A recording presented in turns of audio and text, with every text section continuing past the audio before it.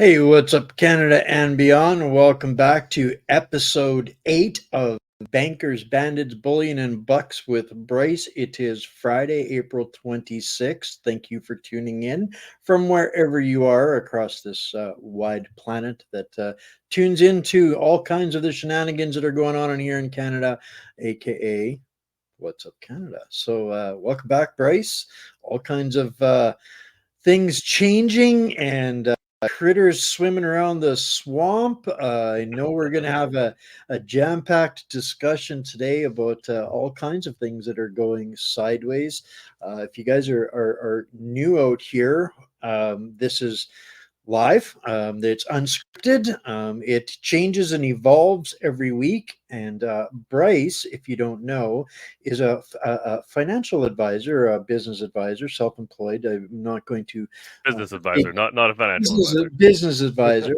And in that environment, it's pretty critical to be on top of what's going on with the difference between conspiracy and theory, because people's finances are incredibly dependent on that. So that's why we get together every week to talk about the differences between some of the conspiracies and some of the theories, and some of that are both, and try and help sort out the noise and help people get into a position to make better choices. And pretty much no matter which direction you look in the financial universe these days, gold and silver is the best choice that you can make to protect yourself moving forward.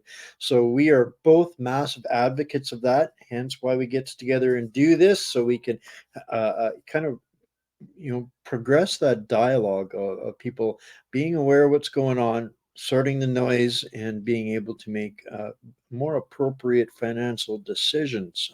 Did I miss anything there, Bryce? Nope, just that I'm now as a precious metals broker as well, because I was doing business consulting before, but I've gone fully invested in gold and silver now because of the chaos around the world and in our country specifically. And that's where we're here talking on behalf of New World Precious Metals. For it's right out there on the bottom of the screen, guys. If this is something you're considering, there is no commitment to go there. Click on the link, set up an appointment, talk to the guys. There's a team of you guys that kind of have some specialties that are uncommon in that industry. I know there's a lot of people talking about gold, silver, precious metals, and those kinds of things, but you guys actually help people at a deeper level with investments, portfolios. I don't want to give wrong information, so I'm not going to say they're going to save your RSPs, but whatever you've got, and if you're interested, Bryce and the gang can help you out over there. So if you're curious, go on over, click the link, set up an appointment. You'll talk to real guys, real people. It'll be Warren, Bryce, and Adrian, or the brain trust behind this. And that's kind of why we do this. It's not to help our show. This isn't to help What's Up Canada. This isn't to help Bryce personally. This is to put this into the public square for conversation, because there is an endless litany of shenanigans going on that make this the best alternative for people that can. And it's not limited to New World Precious Metals. At the end of the day, we want you to be able to survive the insanity that's coming. So that's kind of Yeah. why we get together and do this. So I hope you guys find some value in this. It's different every week. Give it a like, share, and a subscription, and we'll kind of dive into the swamp. There's lots to talk about this week. There is a lot to talk about this week, and just to polish off on the gold and silver. Really, the thing that we want to do is help people protect their wealth from the craziness that's coming. Central bank digital currencies, economic collapse, the changing winds with the BRICS nations, and all of the difficulties that people are facing with inflation and affordability and all that sort of jazz. And so, if you're in a good position, you have your family already protected, you want to protect your wealth that you built up over a lifetime of working hard and trying to provide for your family. We want to help people do that to make sure that you can give that wealth to your family and keep it in the family. So yeah, feel free to reach out. Well, and you mentioned a couple of things there, and I've been seeing some sensationalism, I guess, is kind of how I rank things in the news on a barometer of how strong is the emotion behind behind it. And by that, I'm talking about the delivery. What are they trying to get us to notice?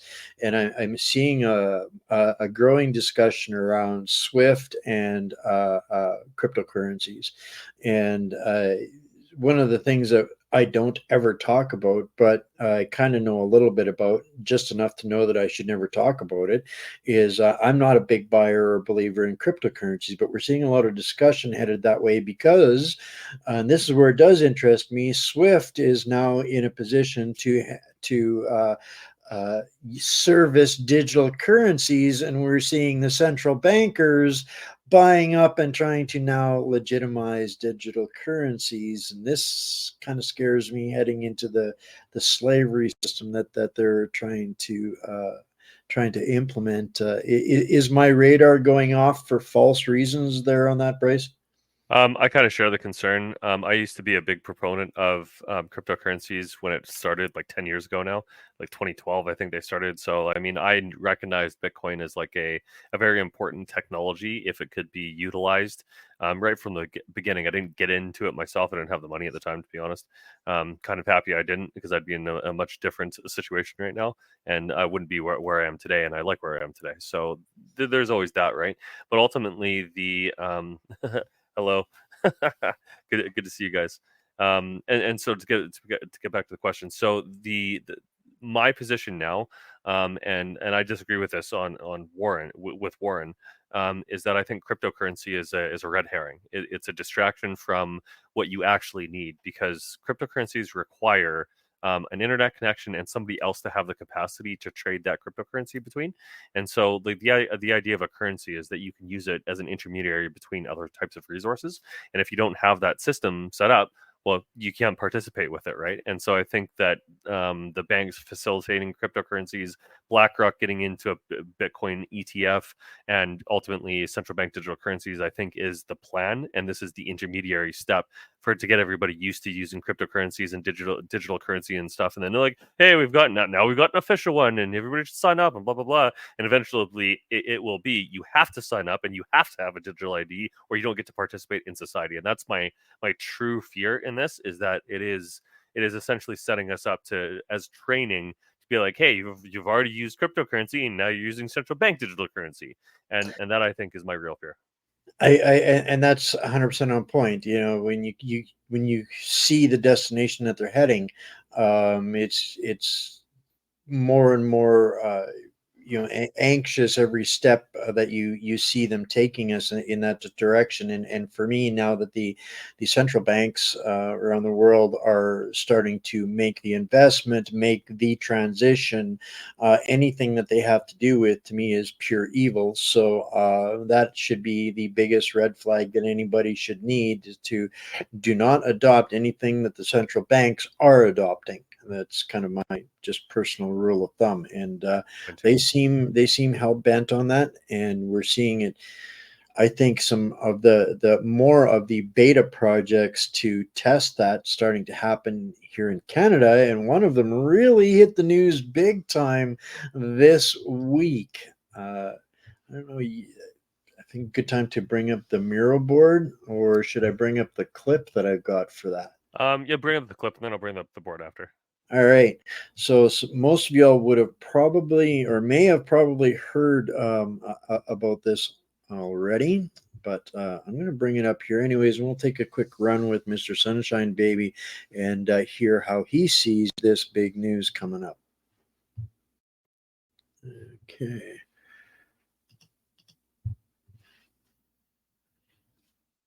See if I make this work. Saying today, Canada now has a town that forces you to scan a QR code to enter and leave, and then charges you $30 in tax. Step. I'd love to see the full video of this classroom. Oh, I think it's switched to another. Getting about 50,000 views as of making this video.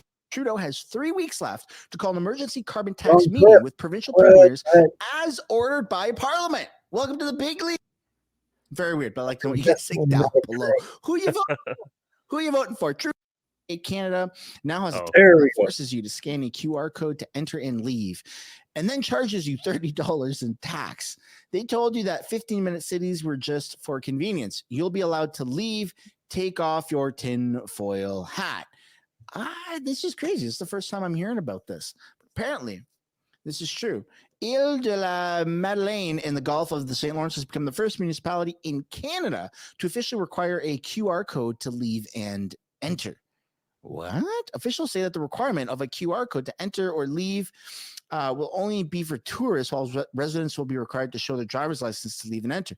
The decision to require a QR code and identification for the municipality's 12,000 plus residents came after municipal government announced they would begin charging all visitors who come to this municipality $30, something which hasn't gone down well with the locals or their family members who visit them. That's pretty wild. Imagine driving up to see your family and you're being charged. So yeah, that's we'll take it from there. If you don't see that in your provincial local park by the end of this year, if we don't put a stop to this, I'll eat my socks. That's kind of how I see this coming as the test pilot, only for tourism, and the foundation for the justification: preserve the environment. You must QR code in and out. That's kind of it in a nutshell. Am I wrong?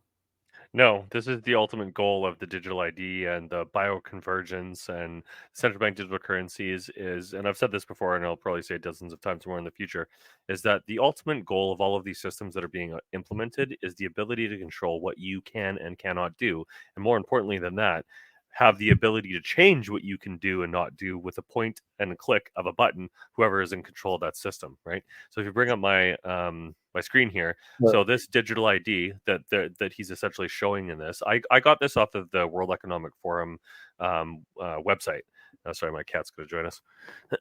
And so what this essentially creates is this interface between you and everything, right? And what that will allow them to do, like I was mentioning, is remove your ass from society and from the system of your ability to get resources with the push of a button. This is the ultimate system of slavery that the Nazis and all of the people of the past and all of the tyrants in history would be just drooling over, right? Because the ultimate power of this is that once this is implemented, the people born into the system will never know what freedom is. They'll be literally born into a system where you are a slave forever, right? And that is the true goal of all of these sort of technologies, is the utter enslavement or removal of dissidents that disagree with it for humanity forever.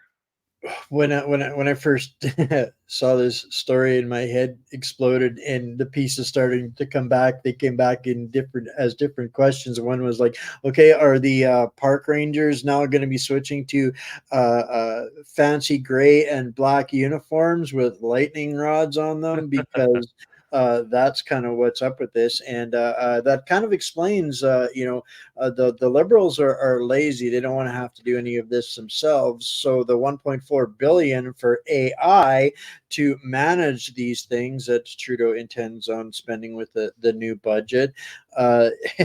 These are the things that come to my brain when I'm seeing this, and seeing how they're leveraging both sides of the path and narrowing us down, funneling us into exactly that complete control environment. And I do mean literally completely control, right down to our emotions as a being. They're going to control that and punish us for anything that we might think about thinking. Yeah, and to take it a step further, to make this real world, this system is already being implemented in China, and so that AI that he's talking about. So I want everybody to do this when you leave over the weekend, and just for one of the days, Saturday or Sunday, whenever you're out somewhere, going places and doing stuff, just take note of how many cameras on the road look at you and how many you see. Because what I notice here in Vancouver is that almost every intersection now has a camera on it that points in both directions. So they have invested huge amounts of money putting surveillance equipment all over the place. What are these doing? Who are they for? What's the goal? How much money did it cost us? Why are they doing it? All these obvious questions come up, but the answer is obviously, I want control over the population. I want to be able to do things. And so what that AI will eventually allow them to do is they will see anything. And because it's AI, they'll be like, oh, you were 2 feet past that line. Boom, you get a ticket, and boom, we take it out of your account instantly. Because once you have that digital ID connected to who you are, then you have a facial ID connected to that, then you have your bank account connected to that, then you have health information. It'll all be connected. And so once you have that interface that they need, which is the digital IDs, they can just take money from you and you don't have any recourse, right? So they'll essentially be able to thieve and steal all of your assets from you if you step over the arbitrary line. So let's say they're like, oh, I think there's 2 genders. Boom, hate speech, arrested, in jail forever. And we take all of your assets like that. I was watching a video the other day about this thing going on in China, and this thing is developing, right? They're developing this tech, so it's to the point now where if you aren't putting the correct smile on your face, the door doesn't open. Yeah. And they walk up to the door with no smile, and the door won't open. They turn to the camera, put the smile on their face, and the robots let them in. It's dystopian. So 1984, it's Yeah. unbelievable. And I think maybe one of the reasons why this terrifies me so much is that is because I know that initial social credit system that they have been implementing in China. I'm not going to speak to the marriage of the tech, but the system was created, was the brainchild, the baby of the Montreal Research Institute here in Canada, and was initially presented to Stephen Harper in 2011, asking him if this was something he was interested in, and he went, no. So they parsed it off to China, and this is now where we get to see the bullet that we dodged for a couple of decades. So we owe Harper at least a thanks for that one, but I see it happening here, exactly that, incrementally, step by step. Every development of the tech as it marriages to the as it gets married up to the management and the traffic flow. Yeah, and let me just take it a step further as well, and make it real for all of us. So you can see now on travel websites and in my bank. So I use Van City, and Van City, the credit union, now has an option that you can click on your Visa to be like, hey, I want to track my carbon credits. So the way that they're going to implement it for us, and I don't know if anybody else has talked about this, but I've been seeing this happen for a couple of years now, since like 2020 is really when they started to roll this garbage out. So hey, we have to save the planet, carbon credits for everybody. So your social credit score will be a carbon credit score. And I actually talked to the fool that created this system, and these people are insane. They really are. They are. They're like, hey, so it's because I asked them, like, where does all of this money come from this? Well, it comes from the government. So it comes from us because we pay for the government. That's our tax money. He's like, yeah. So we're just gonna use this system, this cap and trade system, and we're just gonna make a whole bunch of money off of it. So I'm like, you're gonna take our money out of the system where it should be going to all of us so that we all benefit from it, and you're gonna take it for yourself. He's like, well, yeah, I want to get some of my own money back by stealing our money from the government. I'm like, what? These people are insane, man. Totally insane. There's a clip that's going viral about Trudeau at a whiteboard giving a Oh lesson yeah, I saw that. on this, and it is just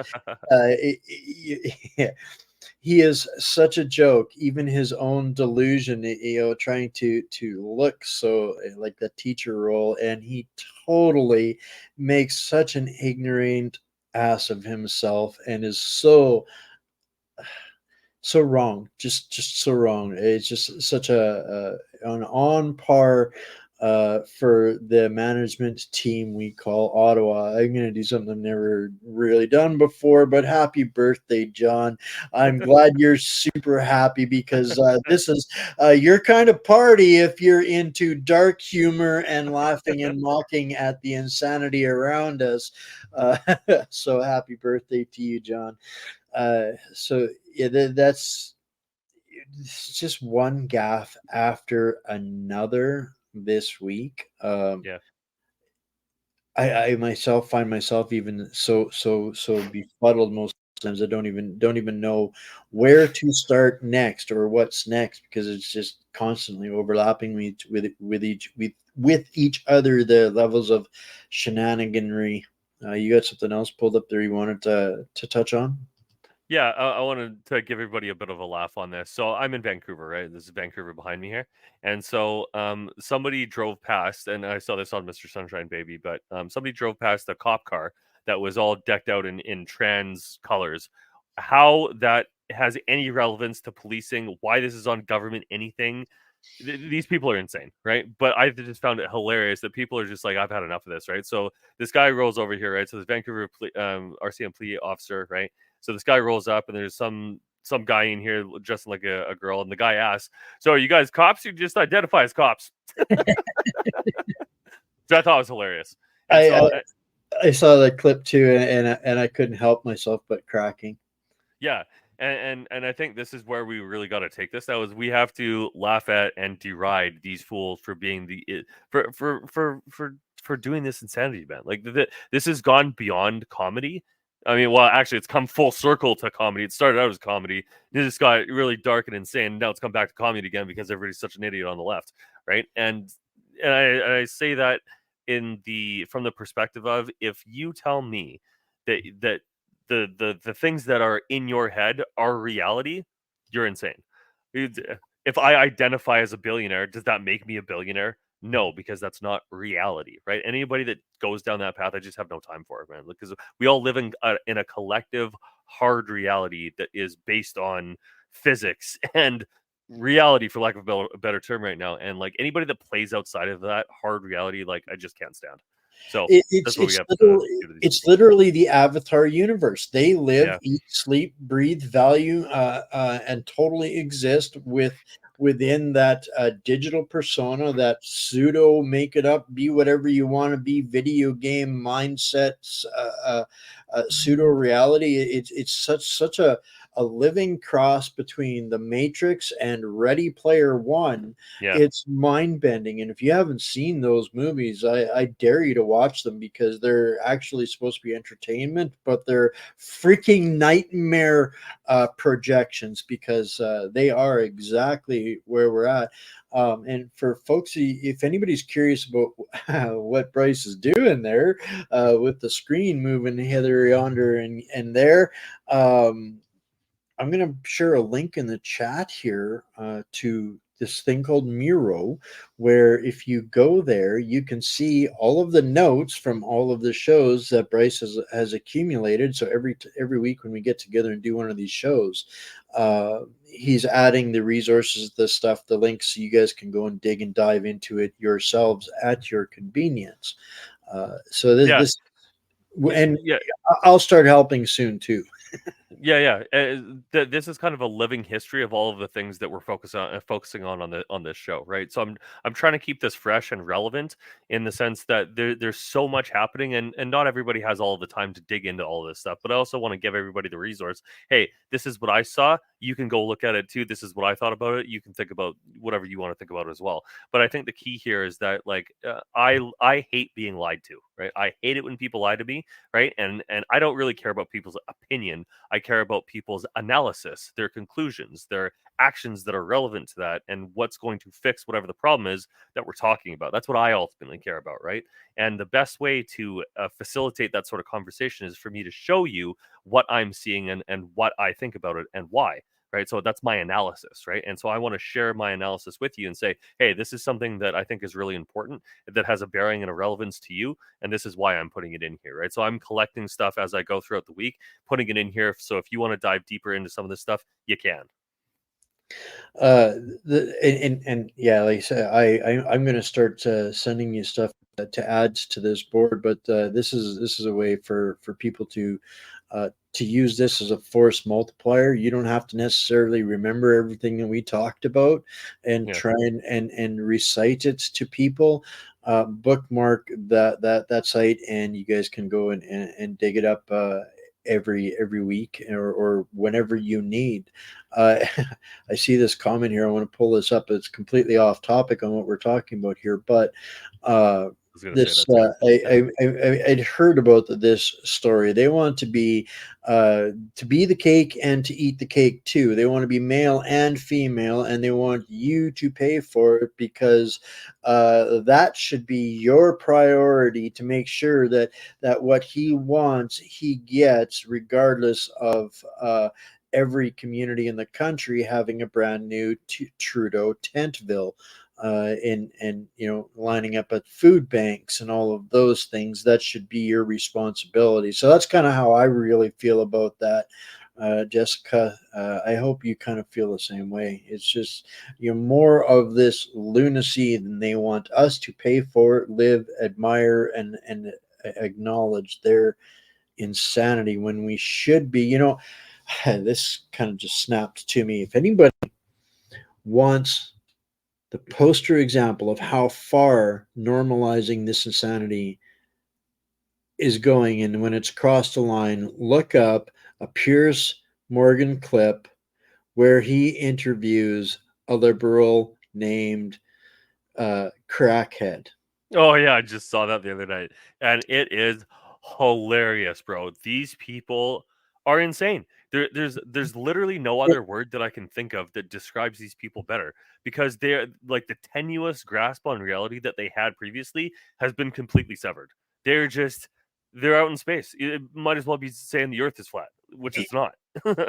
This person is supposed to be taken as normal, when only a couple of years ago we would have as a community gathered some help and taken her to some help or done something for her. And I was having a really deep discussion about this exact video yesterday, because what this the I watched it a couple of times, and I did like everybody else. This is the prime time of crazy, insane left liberalism performing the biggest temper tantrum you've ever seen in your life. And we are sitting there watching this happen on primetime TV with one of the biggest names and faces on primetime TV in the world, in Piers Morgan, instead of all running out there and saying, "How dare you put somebody that mentally ill in such a shameful, disgusting, demoralizing position." I would go and hide my face in shame for all eternity if I was Piers Morgan trying to pretend to have a normal conversation with somebody that should be in 24/7 medical care. Yeah. But that's normal. Yeah, well, and that's the thing, is that the clowns are running the show now. They're running the circus, and the mental patients are running the psych ward, and like we're on a decline, right? That, like, in the fall of the Roman Empire, this is basically the point where everybody's starting to notice, like, hey, things are going in the wrong direction, bro. And for us to like, take the train that has fallen off the tracks, get it back on the rails, and going in the opposite direction, that is a Herculean effort that we all got to be a part of. And this is why I keep saying this, is that, we as a community, the people that oppose all of this insane nonsense, you have to be a part of the solution, right? Because just staying silence is compliance, right? Like, things are never going to be fixed if you and I and we collectively don't take the required actions to fix them, because the people that are in charge are now the people that are actively destroying us, right? So it's really up to us, right? And this is another reason that I like Miro, is because this is a collaborative work environment. Like, I'm sharing this stuff with you, so you guys get as mad as I am about some of this stuff, but then ultimately be like, hey, what are we going to do about it? That's the ultimate question you have to ask. What am I going to do about this, and how do we get it done? And we're not telling you to come together with us on our specific little mural board and Yeah, fix exactly. it and get it done. No. It's just, you get familiar with the tool, get to some of the like-minded community, and get your own mural board. I think they're free, and get her done. Yeah. And kind of in that vein of what we're up against, I really wanted to show two clips. I'll save the this idiot's nonsense for later, but I really wanted to go and talk about this. So the capital gains tax that was put forth in this budget, I want to explain for a second how devastating this is going to be and why. Okay.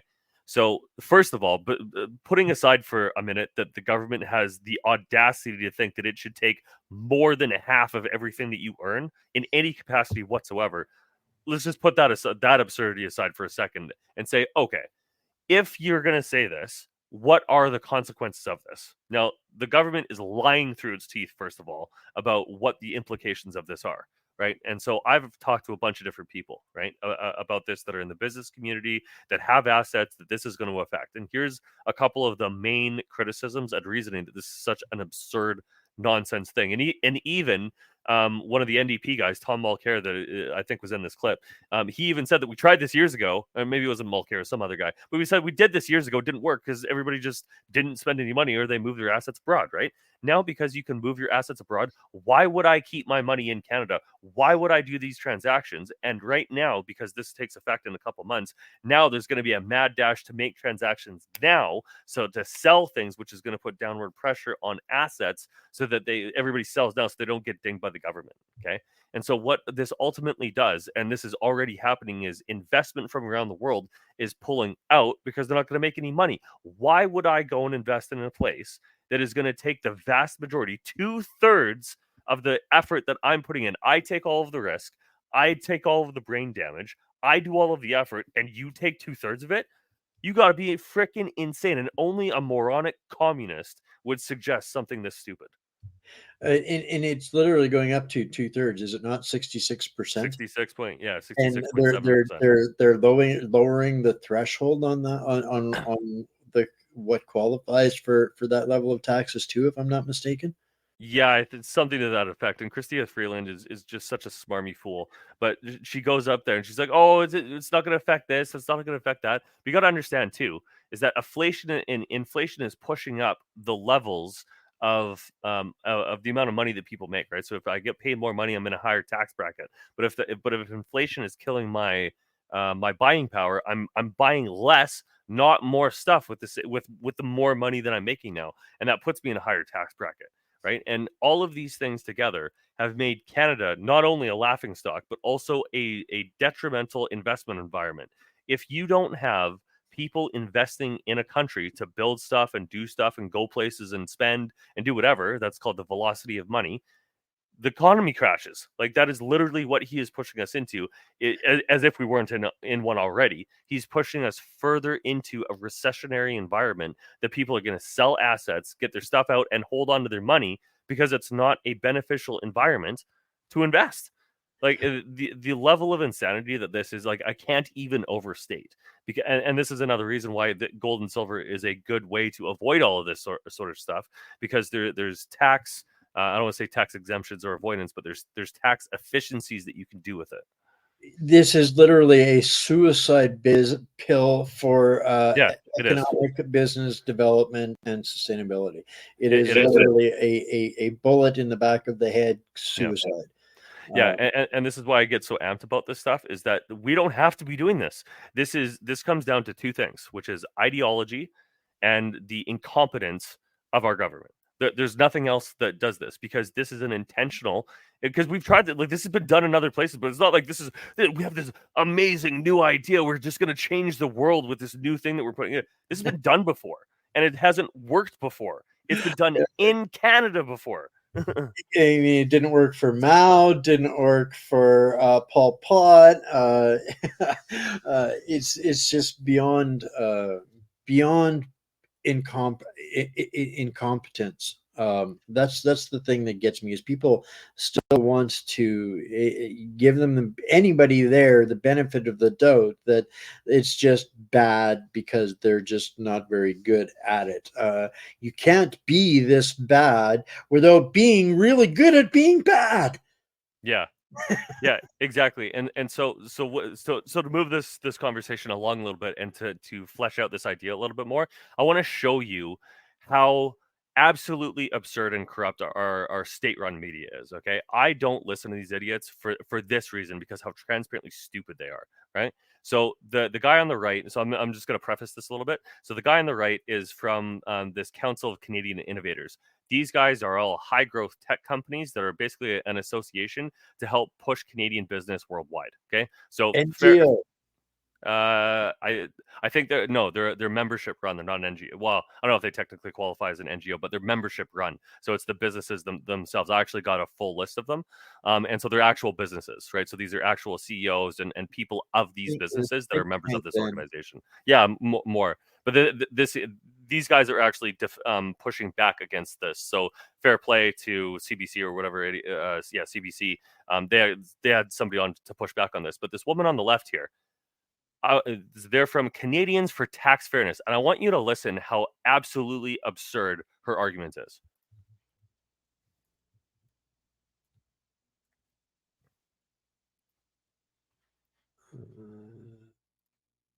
Cannot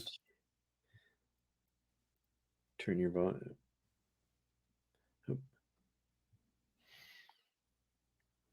A long time coming, this tax increase, and we've been undertaxed, is her argument. We're not hearing anything, or I'm not hearing. Oh, you can't hear it? No, not sure what's going on. Okay, one sec. Probably did this wrong. I'll just share this again. I thought you could hear it. Okay, that's on. Oh, okay, I didn't turn it on. That's why. Sorry about that. Can you hear it now? In terms of how that levels out to taxes that are applied to on what you make of this increase. Well, frankly, I think this increase is a long time coming. We have been for decades undertaxing income from investments in capital. Only a communist would say that. In terms of how that levels out to taxes that are applied to waged earnings. And frankly, all this does is take the income investments of the richest Canadians, those who are making on average. Which is a lie. It does not just tax the richest Canadians. That's a straight out lie. $1.4 million in income annually, and tax them a little bit more to bring them a little bit more in line with what your average waged earner, your plumber, your electrician, your teacher has to pay. So that's a straight lie. Okay. Now, my first question was, who would advocate for higher taxes on themselves? Like, this person doesn't look poor, so she must be of the wealthy class. So, like, who would say we need more taxes with these people, right? So I actually looked into these guys, right? And this is the Canadians for Tax Fairness, right? So if you go to the website, so this is Canadians for Tax Fairness, authors, Katrina, whoever. Now, they have this big, long summary of what they care about and who they're on, blah, blah, blah, blah, blah. So I did a Control F for carbon, right? 84 times these people were like, hey, we got to carbon tax this and carbon that and saving the climate and blah, blah, blah, blah, blah. The whole thing that these guys are about is about increasing taxes to pay for carbon and to pay for to give more money to the government so that they can fund the solutions to climate change. So to summarize this entire thing that I'm bringing up here, the CBC brought up this group of people to come up and tell us that it's good for us to get taxed more and have our money be taken from us to give to the government so that they can give it to other organizations or other projects to fix the climate. The absolute absurdity of this reasoning and logic and the transparent corruption that this is, because they actually share, and I actually did a comparison. So all of the talking points that Trudeau and all these other idiots are using to fix the climate, they are using as well. So they had the same playbook. They're like, hey, we need somebody to come here and tell the people it's good to be taxed more, when they take 2/3 of the money that come from somebody's transaction. Because the thing that this actually affects is people that have had a business for decades and now they're at the end of their life, which baby boomers are, and now they got to sell that asset, and that's their retirement. They've been building up their business, be like, hey, I'm selling it off to somebody else. Now I'm going to go retire. That's who they're trying to come after now, is the people that are sitting on their nest egg. Now they're like, hey, that nest egg that you thought you got, nah, we need that money to pay for the $650 billion that we printed that you got nothing from. This is the type of stuff that we're dealing with. This is the propaganda that is that goes with the ESG exactly. Programming, and I just stumbled into something yesterday, and I'm going to be doing a special Blockbuster show tomorrow night, guys. You might want to tune in for that one, because I'm going to talk about this one here, but I'm going to drop just a little bit of a seed of that right now.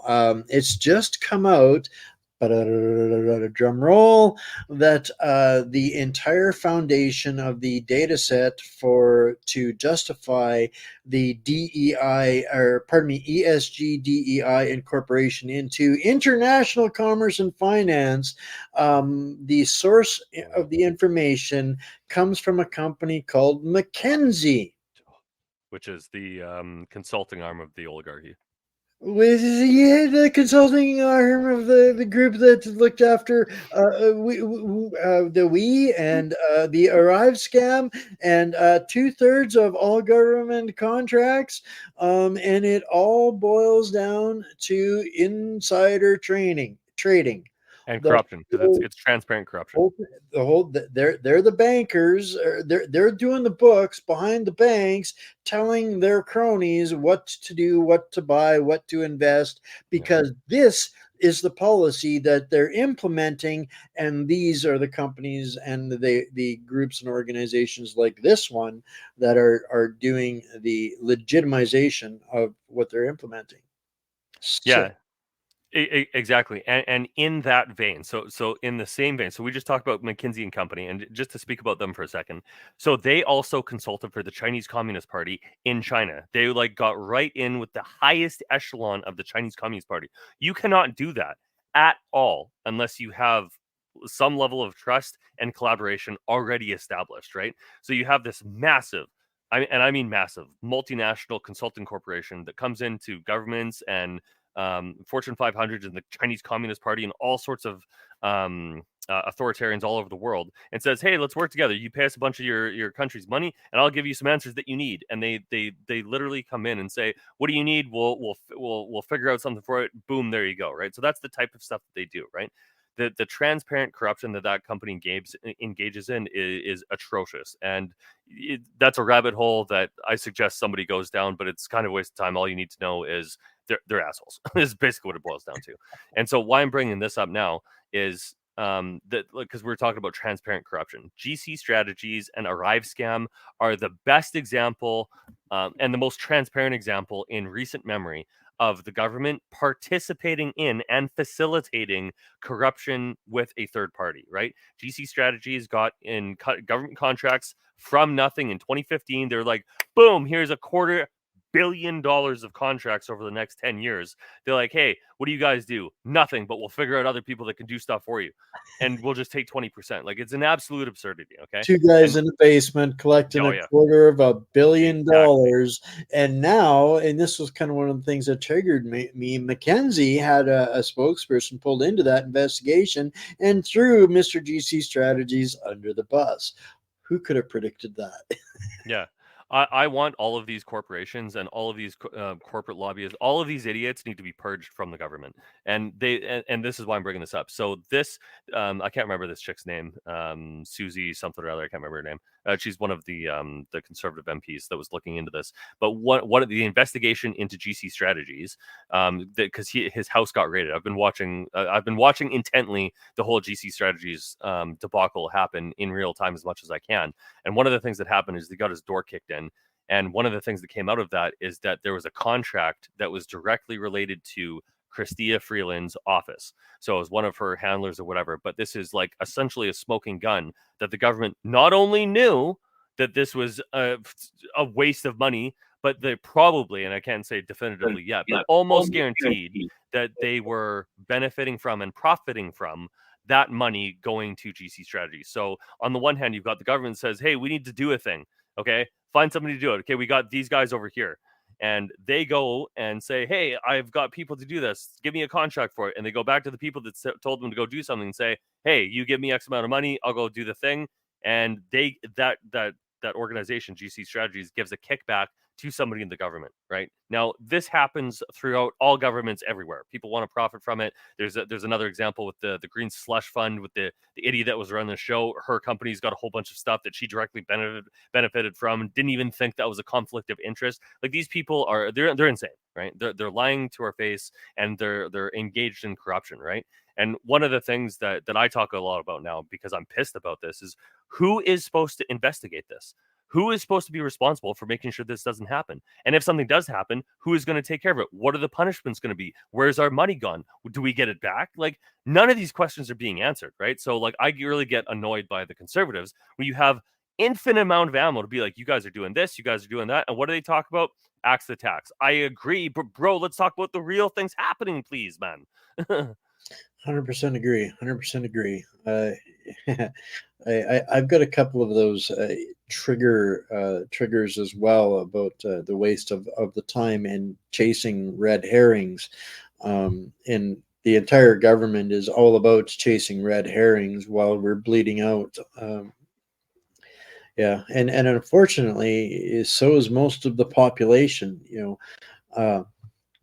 It baffles me how many people still want to deny why we're in the situation that we're in. Right from the get go. And people are dying for the lie. People are dying and sacrificing themselves to this day to uphold the lie, and the lie just keeps getting bigger. When regardless of how hard we fight, it seems the lie just keeps getting bigger. And for me, the big one about that is, I'll put out into a chat group or something somewhere, we need to pull an Iceland. Everybody will go, yeah, we need to do an Iceland. We need to do an Iceland, dude. And then the next sentence are going, we have to save our sovereignty. They don't get it. They just flat out don't get it. You cannot save what you didn't have. We are not a sovereign nation. We need to become a sovereign nation. That's what Iceland did. That's how they jailed their bankers. That's how they got rid of all of the debt made by the criminals, because the debt goes with the criminals. So when I say we need to do an Iceland, we need to jail the bankers and actually become a sovereign nation controlled by the people. But we are just so running around like chickens with our heads cut off, while these guys are sitting there. And you know what? For $250 million, I'll sit there and let 338 clowns chirp away at me too, as long as you want. Go hard, retard. Yeah, 100%. And Michelle just made a really good point. Why do you think they started making people report the sale of principal residences that will be considered taxable before much longer? And in that vein, they're requiring, so that idiot Guilbeault, that's the most transparent communist moron in the cabinet, besides Trudeau and Freeland herself, is he tried to do the same thing with the plastic registry, like all plastic. Like, how dumb could you be? Like, how much effort and time and regulation and waste of time would that take to manage something like that? These people have no concept of reality, right? And sorry, just let me finish this point so I don't forget it. And what Michelle is bringing up, they're trying to do the same thing for all food, right? They went to the farmers and they said the same thing. Give us a list and a database of all of the animals and all your crops and all of they want to know everything so they can manage and tax everything, and then eventually take everything. Because what will eventually happen is, if you have, like, let's say you have 200 acres or something, and you're like, hey, you got to pay taxes on that. I'd be like, oh, I don't have any money for that. Well, you better sell some of it. And they're just going to force sell assets until they have everything and we have nothing. And that's why they're making it so expensive. Your property got 20 gallons of rain last month, and 18 of it only made it back into the gutters. So now we're gonna have to charge you for the 2 gallons that did. Yeah, it is. That's literally you cut a blade of grass we weren't aware of. Yeah, shame on you, and no lunch for you. It's yeah. And now I forgot the point I was gonna make. I was gonna mock them. I'm sure it's to some level or another, guaranteed. But I'll bring up David Carson's comment too. I 100% agree with that. Yeah, 100% true. And these guys only exist to do that, to extract every little micro molecule of wealth and resource that we have. But this was the point I was going to make. How dumb are we? We are dumb enough to put a guy who's most famous for being a criminal and wearing an orange jumpsuit and costing $100,000 for acts of terrorism and literally terrorizing premiers of Alberta. But this guy in his former jumpsuit can be the one to tell the rest of Canada how to live. And we think they're crazy. No, we're freaking crazy. The instant that guy got nominated for a position, we should have gone into open revolt. Yeah. And there's a really old saying that you get the government you deserve, right? Because and you what's the other part of that? You get the government you deserve, and you get the something that you allow. I can't remember the other part of it, but basically we have allowed this, right? And this is why I get so amped about this. I've had enough, bro. Like I don't want this anymore, and this is it's gone too far. It's gone way too far. And the key to fixing this is we have to take an active participation in our civic duties, and that's something that I notice no politician anywhere ever talks about. What is your responsibility? They're like, no, don't worry about it. You just put me in power, bro, and I'll take care of it. Don't worry about it, bro. No, it's all good, bro. No, just give me the power instead of being. Yeah, go ahead. In this whole point of I don't care what it is, it's just not Trudeau. This Russian roulette. Let them get in office and give them a chance to see what they'll do. That is, again, such backward thinking. Yeah. Why are we not vetting these people to the utmost capacity and within our human skill and abilities, and making sure before they get that power? No, we just keep playing this Russian roulette and losing in this. So this is why the political system, I just don't see a remedy in that, because it's all just a charade. And that's not to say we can't lean on these people. We need to have some form of a system, but what we have is so damaged and broken. We need to pull an Iceland in order to fix it, so that there is some merit and value to the system that governs us. Yeah, take a Javier Milei and take a chainsaw to everybody. So Argentina was in a deficit for 16 years. He finally got the government to make a profit and have a positive surplus for the first time in 16 years. I think it was like 3 or 4 or something. It took months. Yeah, only took months. And that comes back to fired this, like 30,000 people or something. We got to do the same thing.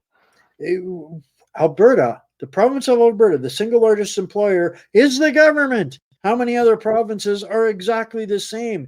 If that isn't a problem, when they are destroying the ability for people to generate, we don't have any production. We're not generating profit or revenue or manufacturing enough to sustain ourselves and this bureaucracy that can only live by being a parasite. That's the nature of it. They don't produce anything, so they live off of us.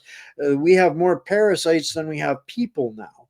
And the only way to escape that, because the parasites outnumber the people, is to pull an Iceland. I'm going to talk about Iceland an awful lot in the next few months, because if we're going to go into an election, we need to get a whole lot smarter about what we're talking about going into the election. Oh yeah. Oh, believe me, I will be. I'm super pissed about this because I'm tired of listening to idiots tell me nonsense, lie to me, and then say, "Don't worry, bro, I've got it covered." When they're talking nonsense, be like, "Hey, just vote for me, bro. It's all good." No, enough of this shit, bro. We need an upgrade to our democracy. Democracy is supposed to be one voice, one vote for one citizen. No illegal immigrants are going to vote in this election. We have to have the platform and the what's the word? The stretch goals. So I don't want to hear, don't worry about it. Like, oh, we're just going to fix everything. No, what are the actual things that you're going to do? What are the results that you're going to get? And what are we going to measure your ass by? Because that's how the real world works. If you get a job and you get hired to do a job, somebody is in charge of making sure you do that job. And if you don't do that job, you get fired, right? And if the government isn't going to do the job that it said it was going to do, it gets fired. I'm so sick of and tired of having these people have no accountability whatsoever, right? You have to have accountability, or people don't have, or they don't care. Like, so, hey, wait 4 years and you can vote us out. That is horseshit, bro. I think actually I would bank and bet on it that um, there's going to be a whole lot of people that are going to be really, really blindsided by the different discussions that are going to come in advance of this coming election. And this one coming election is going to be different. And some of the things that I see lining up that are going to make it different is, although it may seem the same, it's not going to be. The ugly head, as some people would call it, of separation in Quebec is rising again and becoming even more radical than the separation movement before it. And this is going to open up that door of conversation again in the coming election cycle. But that's going to make it different this time is, or in the time since between the last one and now, Canadians, a lot more Canadians have come to understand what the term de facto is and the implications on it. We literally see Danielle Smith pulling card out of after card after card out of the playbook. She said, well, it worked for Quebec. It worked for Quebec. It worked for Quebec. She doesn't exactly say what worked for Quebec, but what she's doing is she is implementing policy within the rights of that territory, region, and province because she understands the gray area more and more so of why Quebec gets away with everything, because they know and they hold Trudeau's feet to the fire for whatever they want because they know that it's a de facto country. And Danielle is starting to pull cards out of this, which tells me that more and more people are understanding the actual true jurisdiction of this landmass we call Canada. But this time, when Quebec rears that head again, the rest of the country is not going to be going, oh no, we need to save Quebec this time. The rest of the country is going to be going, really? Okay, now we can get ours too. Yeah. And I think what that will ultimately culminate in to some degree is a renegotiation of what confederation really means. I consider myself a Canadian and I was born in BC, but I do not agree with either of the governments that represent me. David Eby is a moron. Is absolutely mathematically and economically illiterate. He's an ideologue. He's more or less a communist because of the policies that he's pushing. He's trying to destroy the healthcare system, even if it's not intentionally. He's achieving it either way. And John Rustad and the BC Conservatives are absolutely obliterating him right now, and the Liberals that came before them, because anything connected to Liberal now is basically garbage. It's going to be a dead party more or less, because Justin Trudeau has done so much damage to it. And like, I used to consider myself a Liberal because I consider myself a centrist, even though I'm technically a conservative now. But it's because I don't give a shit about what the ideology is. I care about what is the actions and the policies and the implications of their implementation on our society. I look at this from a non-personal perspective. What is good for us and our country, not just my personal self and my personal family, right? And so from that perspective, I voted for almost all of the parties in my life, because I'm like, well, I don't like this policy, but I don't like this person, and like, I'm looking at policy, right? And so what this is really boils down to is a massive opportunity. You need to, like, and this is to everybody now, everybody needs to get into their physical riding and their physical constituency and talk to the people that are supposed to represent you and be like, hey, asshole, why are you not talking about this? Why are you supporting this policy? What about this? What about this? What are you going to do about this? If you want to stand up there and be representing me, well, you better ask me what I think. Right. And this is the thing that I hate the most about our system, even though it's better than lots of other countries around the world. So we'll give credit where credit's due, is that there's no connection to the people and the representative other than vote for me. That is a ridiculous situation, especially we're sitting in like basically a Zoom call right now, where I can send you stuff. I'm showing you my screen. I can throw a vote up. Like, we have the technology to create a system where the connection between our representatives and those who they represent is much deeper and much wider than it already is. But not a single politician will ever push forward the idea that I have to be responsible to people, and I just can't do what I want to do, because I've been in a situation in the past where I was a representative of other people and they would tell me some stuff and I'd be like, but this is what I want to do, so this is what I'm going to do, because there was no accountability, there was no There was no way for them to force me to do that. And even if I didn't do what they wanted, they couldn't do anything about it, right? So we have to have that as a mechanism in a democracy that let's just give you an idea, right? So let's say that 75% of a constituency says, if you vote this thing, this is a non-confidence vote for you, and you are going to face us after this.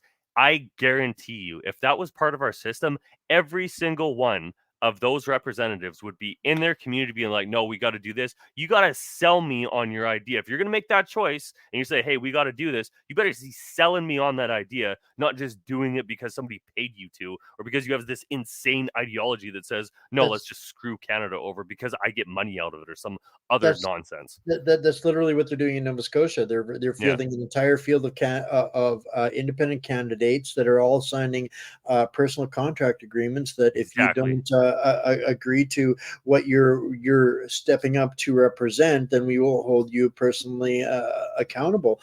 And they're literally going to flood and wash away the controlling parties in that province. But I do want to bring up one last comment here. We're getting over time here, but Sherry's comment here: Armstrong Economics thinks Quebec and Alberta will eventually separate, and I need to clarify that because they won't be separating. What they'll be doing is taking ownership of their territory, because they were separated. We were all separated in 1931.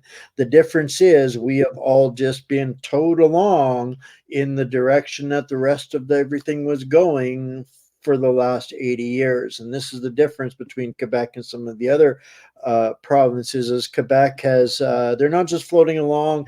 They've been building a motor. They've been building, making their ship capable of moving on its own. And when any single one of the provinces' territories could do this right now, when they decide to ultimately claim the ownership of the land that they stand upon and hold constitutional conventions, the interesting thing happens is every treaty, every policy, every agreement that was ever signed under the coalition of Canada is going to have to be renegotiated. So they're not going to be separating. They're actually going to be claiming ownership of their territory and land. And that is the point. That is the discussion that we're going to have as a country. Do we want 10 independent countries, or do we like being Canadian? Yeah. And that's a discussion that everybody, I think, is going to have to consider. So I like I like the idea of Canada, right? Like, what does BC mean really? Like we're not represented by ideas in the sense of our national identity, because it's been so destroyed by all of the policies and the idiotic ideology that's been implemented in our name for us against our will. Right? Almost nobody supports the idea that the government can just inject you at will with whatever the hell it wants. But you have these lunatics on the left that are like, no, that's totally reasonable. We should totally do that. And everybody should do what they're told, or they should be go to jail. There's people that wanted people to die. They wanted the unvaccinated to die. The absolute absurdity of these people, man. And like, I'm unvaccinated. I'm never going to be vaccinated. Screw that. Like, I am the only person that decides what goes into my body, right? But I have never once hoped that somebody died from the vaccine. Like, what an evil thing to say. Like, my entire family is vaccinated. I don't want a single person to be hurt by this thing, but they are. And like, the fact that we can't even say that these things are happening, or you get labeled hate speech, all this other nonsense, is just an absolute absurdity. We're supposed to live in a country and in a society that we care about facts, we care about reality, and we care about life of other people. And you have these insane people on the left that are like, no, we don't care about none of that. It's all about power. We got to do it with what they're told, or else. Like, these people are just insane. We've got convicts and maps running our country. Yeah. What Yeah. should we expect? Yeah, Right? I know, right? I mean, so until we pick it up and decide to own our shit at every level, it's not really going to change it. And I was just trying to help with that clarification, Sherry, because this is whether we like it or not. This is the thing that's going to happen. The point I wanted to make is that whether we like it or not, it only takes one province or one territory to decide to hold constitutional conventions, and Canada, as you know it, and government as we know it, it's all gone. The other provinces, Yeah. it doesn't matter what they want at that point. They're going to be forced to address things like currency, military, treaties, borders, all of those things that the Liberal Party now manages would then be, up to those individuals to decide how they wanted to do it and what their borders would look like after that. And that's the conversation that's going to be forced is, do you want to, what do we want to do moving forward? So Yeah, that's what separation does. That's definitely a stick in the bicycle wheel of the globalist agenda, but time will tell. And I think this is why it's so critically important for us to get involved, start having discussions, and get on that Miro board, guys. Start using some of that information. If you've got good stuff, send it to us. You can always email it to contact@whatsupcanada.org if nothing else, or reach out to us. But I'm sure we'll find some crazy stuff to talk about between now and next week. Again, anything? Your last words heading out of here, Bryce? Yeah, could you just bring up my screen for 1 second? I just want to show this to everybody. So there's a conference that's happening in Victoria on June 21st to 23rd. So they have a bunch of speakers. So Dr. McCullough, Dr. Bhattacharya, who've been very anti-jabs and for obvious reasons. Clyde from Clyde Do Something, really good guy. John Carpe is kind of fighting for our constitutional rights. It's the JCCF. I don't remember what it stands for. Yeah. Really good guy. Really believes what he says and does what he believes, and so I'll be here as well. We're going to be at the event, so if anybody wants to come up and chat and talk to me, I'll be there. Feel free. Awesome. And if you want more information on that, guys, folks, pull up the Miro link. You'll find it there. You'll be able to get everything that Bryce brought up and talked about tonight. And get plugged in, stay strong, and we'll see you next week. I'll pull that out of there. I did want to invite everybody to come and tune in tomorrow. If I can find it here. We're going to be doing a really big show on some special announcements, some massive stories that I almost missed.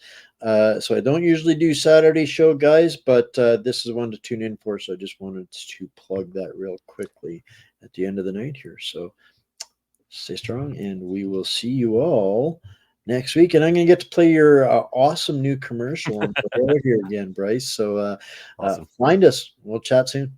Thanks. In times of global instability, soaring inflation and massive debt, gold and silver have proven to be unshakable pillars of wealth. New World Precious Metals, based in Calgary, Canada, is a leading international brokerage. We offer an easy, secure and cost-effective platform for investing in gold and silver, including our international wholesale program and registered retirement savings accounts. Protect your money outside traditional banking with our physical precious metals, privately vaulted outside the banking system, at secure, insured exchanges worldwide. Gold and silver have been trusted assets for generations, with current projections indicating high returns. And with unprecedented demand from governments, banks, and investors, there are now shortages. Precious metals thrive during inflation, geopolitical instability, and currency devaluation. Sound familiar? Now is the time to invest in gold and silver, whether in your international investment account or by transferring registered retirement savings accounts. Experience the security of physical precious metals, combining the safety of physical assets with the flexibility of being like your own bank, offering instant liquidity and a financed line of credit. With precious metals on the rise, don't miss this generational opportunity to protect your wealth. At New World Precious Metals, we ensure your wealth meets its potential.